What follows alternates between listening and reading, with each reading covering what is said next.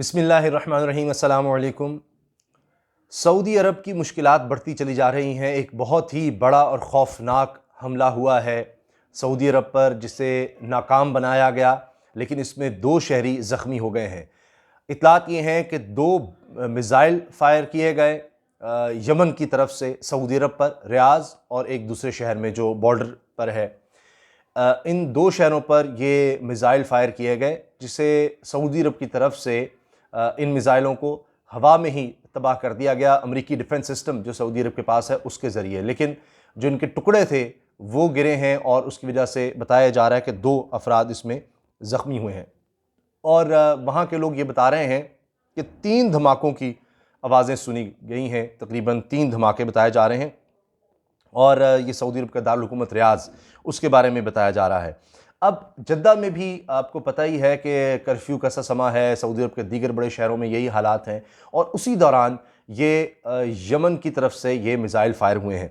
अब मसला ये हो गया है कि मोहम्मद बिन सलमान और सऊदी अरब, इनके लिए मसाइल बढ़ते चले जा रहे हैं। अब ये खौफनाक हमला होना इस दौरान, जबकि पहले ही बहुत ज़्यादा मुश्किलात हैं, ये ऐसे लग रहा है कि जो मोहम्मद बिन सलमान के प्लान थे उनको बहुत बड़ा धचका लग रहा है तीनों तरह से। कुछ साल पहले तक जब मोहम्मद बिन सलमान के वालिद बादशाह बने और उसके बाद फिर मोहम्मद बिन सलमान ने आहिस्ता आहिस्ता तमाम मामलात को संभाला, तो फिर इन्होंने यमन में फ़ौजी कार्रवाई का कहा और उसमें अरबों डॉलर लगाए। तो उससे भी लग रहा था कि शायद ये किसी तरह से निकल आएंगे। फिर इन्होंने ये किया कि तेल पर इन्हिसार हम कम कर देंगे 2020 तक, और 2030 में फिर एक शहर आबाद करने का, न्योम शहर का इन्होंने कहा।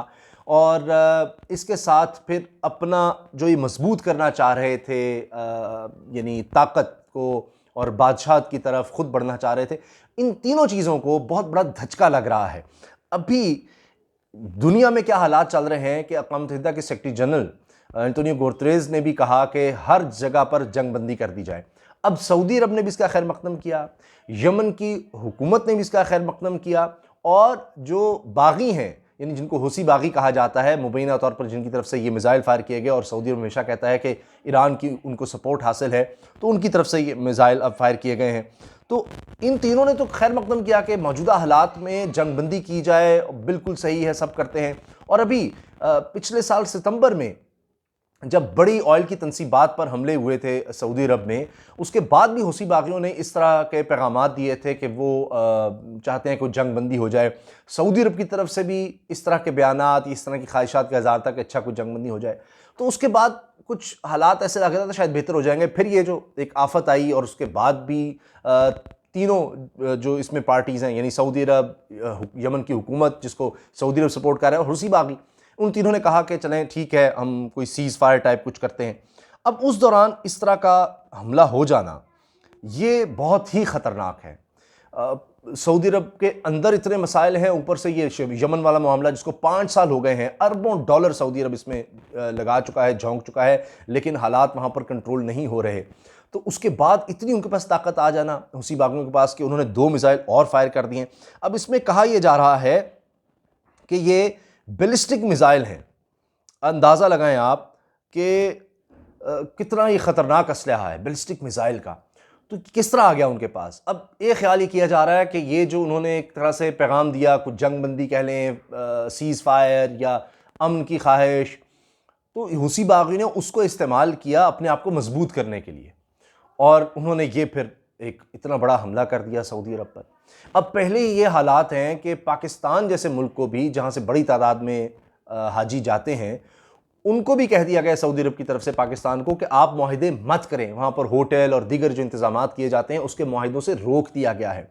एक बहुत बड़ा सवालिया निशान लग चुका है कि अब किस तरह से इंतजामात होंगे, कब सऊदी अरब इजाज़त देगा, और वक्त कम है। रमज़ान के बाद, जो मैंने जितनी बात की है, रमज़ान तक का वक्त है, उसके बाद बहुत मुश्किल हो जाएगा जितने लोग भी यहाँ से जाएंगे हज के लिए कि उनके लिए वहाँ पर इंतजामात हों, अगर ये सऊदी अरब की तरफ से नहीं कहा जाता कि अब आप मुआहिदे कर लें। तो एक तो ये हालात हो चुके हैं कि सऊदी अरब ने कह दिया कि आप मुआहिदे ना करें।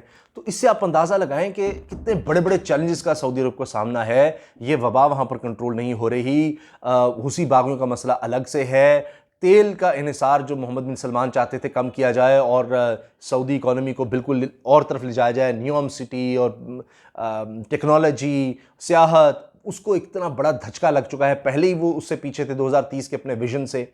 अब तेल की जंग वो शुरू हो गई रूस के साथ, वो तेल की कीमतें नीचे गिरती चली जा रही हैं, उसकी वजह से पहले ही खसारे में है सऊदी अरब का बजट, अब उस पर और खसारा आ जाएगा तेल की कीमतें गिरने की वजह से। ऊपर से जो उनके अंदर मसाइल चल रहे हैं, नवंबर का जो प्लान अब तक पता चला है मोहम्मद बिन सलमान का, वो ये था कि नवंबर में G20 इजलास होना है सऊदी अरब में, और वो उससे पहले पहले चाह रहे थे कि वो बादशाह तक पहुंच जाएं। अभी वो वली अहद हैं, और वली अहद भी वो इस तरह बने कि वो तो नायब वली अहद थे और उस वक्त वो वज़ीर दिफा बन गए। वज़ीर दिफा बन के उनके पास जो अहम तरीन सिक्योरिटी इदारे हैं उनका कंट्रोल आ गया। फिर उसके बाद उन्होंने वली अहद को हटाया मुबैना तौर पर, और उसके बाद वो फिर ख़ुद वली अहद बन गए। अब चूँकि उनके वालिद शाह सलमान, उनकी तबीयत ठीक नहीं रहती, तो इस वजह से भी ये कहा जा रहा है कि मोहम्मद बिन सलमान का प्लान ये था, या उनके वालिद भी चाहते होंगे कि वो बादशाह तक आ जाएं, बादशाह बन जाए। लेकिन उसके लिए जो बैत कौंसिल है, जो ये डिसाइड करती है कि कौन बादशाह होगा, उसके 34 अरकान हैं। अब उनकी हिमायत बहुत ज़रूरी है मोहम्मद बिन सलमान के लिए कि अगर वो नवंबर तक बादशाह बनना चाहते हैं तो। अब इसीलिए कहा जा रहा है कि ये जो गिरफ्तारियां हुई हैं तकरीबन 20 शहजादों की, तो वो इसी चीज़ के कड़ी हैं कि नवंबर तक वो कंट्रोल संभालना चाहते हैं, और उसके लिए उनको वो बैत काउंसिल के 34 अरकान की हिमायत उनको चाहिए। लेकिन पहले भी उनको 31 लोगों की हिमायत मिल सकी थी जब वो वली अहद बने, और जिन 3 लोगों की हिमायत नहीं मिली थी उनको उस बैत काउंसिल में, उनको उन्होंने गिरफ्तार करवा लिया है। यही नहीं, जो उनके सगे चचा हैं अहमद बिन अब्दुल अजीज़, वो कहा जा रहा है कि वो बैत काउंसिल की सरबराही संभालना चाहते थे, कंट्रोल संभालना चाहते थे, इसी वजह से उनको गिरफ्तार कर लिया गया है। और जो पता चल रहा है वो ये है कि उनको बुलाया गया महल में, और उनसे ये बात की गई कि ये प्लान है, उनसे शेयर किया गया कि मोहम्मद बिन सलमान को बादशाह बनाया जाए, तो उन्होंने जब इससे इनकार किया तो उनको वहीं पर गिरफ़्तार कर लिया गया। इसके अलावा जो पहले वली अहद थे नाइफ, और उनको भी सहरा में उनके घर पर जब ये बात पहुंचाई गई तो उन्होंने भी इससे इनकार किया, तो उनको भी गिरफ़्तार कर लिया गया। तो अब ये एक पैगाम है कि जितने भी बैत काउंसिल के में शहज़ादे मौजूद हैं वो मोहम्मद बिन सलमान के हक़ में वोट दे दें उनकी बादशाहत के, ये उनके लिए वाज़ेह पैगाम है। तो अब इसके अलावा बहुत से अहम लोगों की गिरफ्तारी का भी कहा गया है, सऊदी अरब में हो चुकी है, और मोहम्मद बिन सलमान का ये पूरा प्लान है कि नवंबर से पहले G20 इजलास में वो बादशाह बनकर सामने आए, और फिर उससे ये होगा कि G20 में जब वो इजलास में मौजूद होंगे बतौर बादशाह, तो एक तरह से बड़ी ताकतों की, बड़ी जो 20 बड़ी माशी ताकतें हैं दुनिया की ममालिक G20, उनकी उनको एक तरह से यानी हिमायत हासिल हो जाएगी जब वो सऊदी अरब में इजलास हो रहा होगा। तो अब कहा यह भी जा रहा है कि ट्रंप एडमिनिस्ट्रेशन भी मोहम्मद बिन सलमान के साथ है, और मुबैना तौर पर उन्होंने ही मोहम्मद बिन सलमान को बताया, बल्कि ख़ास तौर पे माइक पोम्पियो का नाम आ रहा है कि उन्होंने जाकर बताया कि जनाब ये आपके चचा बैत कौंसिल की सरबराही हासिल करना चाह रहे हैं और उसके लिए कोशिशें कर रहे हैं, और ये आपका रास्ता रोकेंगे और शायद खुद बादशाह बन जाएं। और यही इल्ज़ाम भी लगाया गया, सरकारी जो इदारे बता रहे हैं सऊदी अरब के, ये ख़ुद बादशाह बनना चाह रहे थे, कोई बादशाह के लिए हो रहा था, और उसमें अमेरिका की ये हिमायत की कोशिश कर रहे थे। तो अभी डोनाल्ड ट्रंप की एडमिनिस्ट्रेशन मोहम्मद बिन सलमान के साथ है, और उन्होंने उन्हीं से बिल्कुल कहा जा रहा है कि एक अच्छे ताल्लुकात बनाकर ये सारे स्टेप्स लिए हैं। लेकिन जो यमन वाला मामला है वो कंट्रोल होता नहीं नज़र आ रहा, तेल की कीमतों वाला मामला कंट्रोल होता नहीं नज़र आ रहा, वो बहुत बड़ा धचका है, ये एक बहुत बड़ा जुआ है मोहम्मद बिन सलमान ने जो खेला है, बादशाह के मामले पर भी और तेल के मामले पर भी, कि इतना तेल सस्ता कर देंगे और फिर हम तेल की बढ़ा देंगे अपनी प्रोडक्शन। तो ये तेल पर इन्हिसार से सऊदी अरब इस तरह से नहीं निकल सकेगा।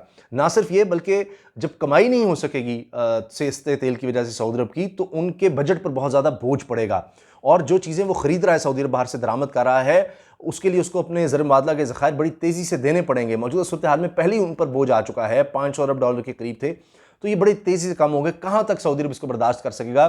तो रूस चाह रहा है कि कीमतें इस हद तक रहें कि अमेरिका की जो शेल गैस की बड़ी कंपनियां हैं उनको बिल्कुल दिवालिया कर दिया जाए, और 3 कंपनियां जो बड़ी अहम कंपनी हैं अमेरिका की, वो पहले ही अब कर्ज़ों में डूब चुकी हैं, और क्योंकि तेल की कीमतें इतनी गिर गई हैं, शेल गैस उसका मुकाबला नहीं कर सकती। तो अब सऊदी अरब भी पीछे हट गया है। उन्होंने कहा जी हम अपनी प्रोडक्शन बढ़ाएंगे और हम बड़ा शेयर लेना चाहते हैं तेल का। अगरचे ये बहुत बड़ा रिस्क मोहम्मद बिन सलमान ने ले लिया है। इसी तरह बादशाह के मामले में उन्होंने ये बड़ा स्टेप ले लिया है कि गिरफ्तारियां कर दी हैं और नवंबर तक अब देखते हैं कि वो इसमें कितना कामयाब होते हैं। ये जो बादशाह का मामला है इसमें उनके लिए शायद अब इतना बड़ा चैलेंज नहीं है। हाँ, अगर नवंबर में डोनाल्ड ट्रंप दोबारा सदर नहीं बन सकते तो नए आने वाले सदर, उनकी एडमिनिस्ट्रेशन किस तरह का काम करेगी, क्योंकि जो पहले वली अहद थे मोहम्मद बिन नाइफ, उनके साथ कहा जाता है कि अमेरिका के हवाले से कि अमेरिकी इस्टेब्लिशमेंट के उनसे भी अच्छे ताल्लुकात हैं। तो हो सकता है कि फिर अमेरिकी इस्टेब्लिशमेंट अगर उन पर हाथ रख दे तो मोहम्मद बिन सलमान के लिए ज़रा मुश्किल हो जाए। बहरहाल अभी तो उनके लिए कोई बहुत बड़ा चैलेंज बादशाह के हवाले से नज़र नहीं आ रहा। नवंबर में शायद वो सामने आ जाएं कि वो चाह रहे हैं कि मैं बादशाह बन जाऊं, और उनके वालिद की भी उनको हिमायत हासिल होगी और बैत काउंसिल भी अगर उनको कह देती है, क्योंकि उसी ने डिसाइड करना है कि बादशाह कौन होगा, 34 अरकान, तो वो भी इनको अगर कह देते हैं तो इनके लिए रास्ता बड़ा साफ होगा। लेकिन बड़े चैलेंजेस, मईशत, ऑयल की गिरती कीमतें, ये यमन वाला मामला, ये तो उनके बिल्कुल कंट्रोल में नहीं आ रहा। तो ये उनके लिए बड़े चैलेंजेस, सबसे बड़े चैलेंजेस हैं। यमन का मामला, तेल की कीमतें, तीसरा बादशाहत वाला है, उसमें तो लगता है कि शायद किसी ना किसी तरह वो कामयाब हो जाए नवंबर तक। लेकिन बाकी दो मामला तो उनके लिए बहुत बड़े चैलेंजेस बन चुके हैं और शदीद मुश्किलात में है इस वक्त सऊदी अरब और मोहम्मद बिन सलमान। इजाज़त दीजिए, अल्लाह हाफिज़। पाकिस्तान जिंदाबाद।